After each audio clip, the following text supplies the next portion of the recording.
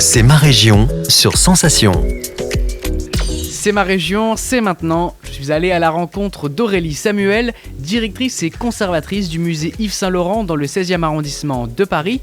Elle nous présente ce que l'on peut actuellement voir au musée. On trouve une très belle exposition dont j'assure le commissariat avec ma collègue de Lyon, qui est dédiée justement à ces fournisseurs lyonnais, parce qu'il ne faut pas oublier que la haute couture, c'est la matière. C'est d'ailleurs ce qui différencie la haute couture du prêt-à-porter. C'est la qualité du tissu, c'est la richesse du tissu.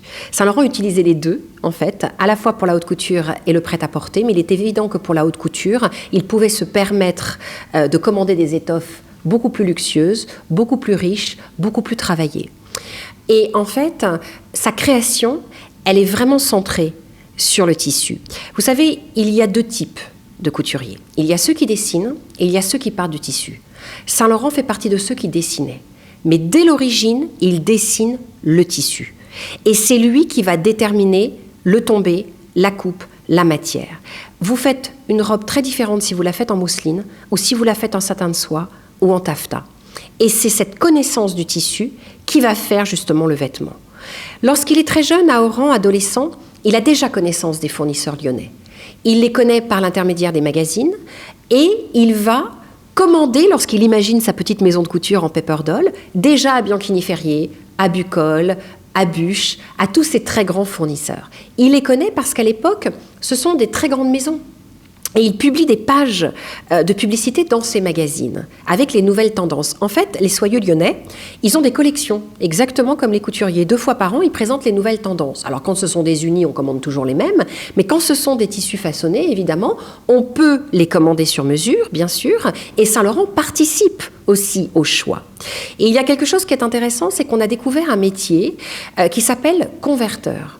En fait, lorsqu'on a eu cette idée d'exposition, on a commencé à consulter toutes les archives de la maison et on s'est rendu compte que les noms qui étaient sur les fiches de manutention, sur les fiches d'atelier, justement parce qu'ils ont tout conservé depuis l'origine, ce sont les noms des converteurs, c'est-à-dire des intermédiaires, des sortes de représentants qui allaient voir les fournisseurs à Lyon et qui allaient voir les maisons de couture à Paris.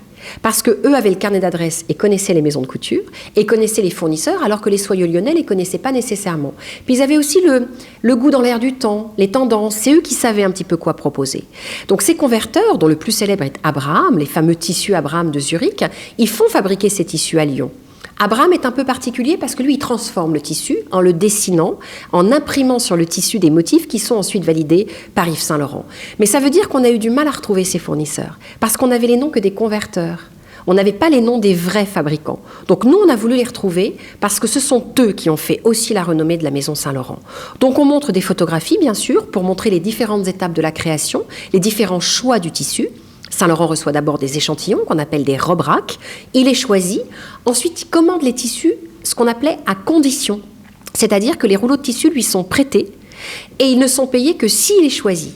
Mais ce qui permet ensuite aux fournisseurs de publier des pages de publicité à leurs frais dans les grands magazines avec les tissus et de montrer qu'ils travaillent pour ces grandes maisons. Et dans l'exposition, on a choisi de présenter les pièces par maison justement, par soyeux, pas par ordre chronologique ou par type de silhouette, mais bien pour leur rendre hommage et pour comprendre que chacun d'entre eux avait une spécialité. Bucol, par exemple, pour le taffetas ou la cigaline, Bianchini-Ferrier pour la mousseline, Sfaté Combier, Abraham pour tous les tissus brochés, imprimés sur panne de velours.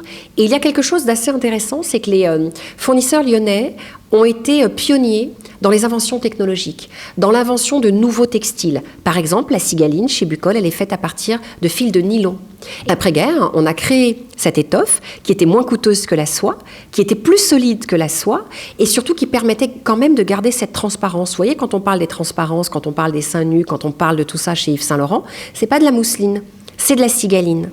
Et Saint-Laurent a été pionnier là-dedans aussi et visionnaire parce que plutôt que de se dire « Ah non, ce sont des matériaux synthétiques et moi je préfère la soie », il a justement utilisé ces matériaux comme par exemple l'améor que la maison Brochier lui a fait spécialement pour lui parce que ça permettait d'imiter l'or, d'avoir l'effet du lamé tout en étant plus léger, plus souple et moins coûteux. C'est tous ces fournisseurs qu'on valorise à travers le travail d'Yves Saint-Laurent. C'est ma région, c'est tout pour aujourd'hui. Rendez-vous demain pour mieux connaître l'Île-de-France sur Radio Sensation. C'est ma région, le magazine de découverte sur Sensation.